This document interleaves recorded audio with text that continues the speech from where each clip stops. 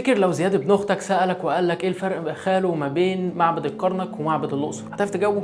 طيب عشان ما تصغرناش قدام زياد احنا نقول لك، خلينا متفقين ان معظم الناس مش عارفه الفرق ما بين المعابد وشايفين انهم كلهم زي بعض، احمد زي الحاج احمد، بس المفاجاه ان في كل المعابد ليها دور ووظيفه مختلفه عن التاني. اجدادنا ما كانوش بيعملوا معابد نسخ كربون من بعض للطقوس والدين وبس. خلينا بسطها لك، كليه الطب بتطلع دكاتره وكليه الهندسه بتطلع مهندسين، معروف. تعال نطبق المثال دوت على المعابد المصريه. عندك مثلا معبد حتحور والمعروف بمعبد دندره، وده موجود في قنا. معبد حتحور كان مختص بدراسه العلوم والفلك والكون، ومش كده بس، كان في قسم مخصص للرأس. اجدادنا برضه كانوا رايقين. نسيب قنا ونروح لاسوان لمعبد إيزيس والمعروف بمعبد فيلة. معبد إيزيس كان مختص بالطاقة والتأمل وأهم الحاجات اللي في الكون. احنا لسه في أسوان، والمرة دي مع معبد كومومبو اللي نقدر نعتبره كلية الطب في مصر القديمة. هنلاقي نقوش على الجدران بتقول لنا معلومات طبية عن تشريح الجسم والإنسان وصور الأدوات جراحية، وكمان النباتات الطبية اللي استخدمها أجدادنا لعلاج الأمراض زي النبات الوردي والبلسم والزعتر،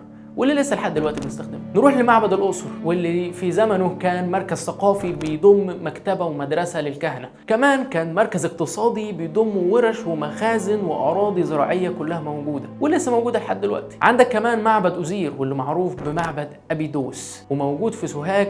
تحية لأهل سوهاج. أجدادنا كانوا بيحجوا هناك، وفي طقس اسمه الحج الأبدي، لأن الأسطورة بتقول إن أبيدوس هي مقر الحكم الأوزيري وبوابة للعالم الآخر. ولو هنتكلم عن معبد الكرنك فهنلاقي إنه كان بيضم مكتبة كبيرة من البرديات بتتكلم في كل حاجة من الدين، فلسفة والعلوم والطب. مش بس كده، كان في مراكز بحثية في الفلك والرياضيات ومعمول حسابه في المعابد المصرية. الخلاصة، أجدادنا كانوا مقفلين اللعبة في كل حاجة، عادتهم ولا هيشتروها.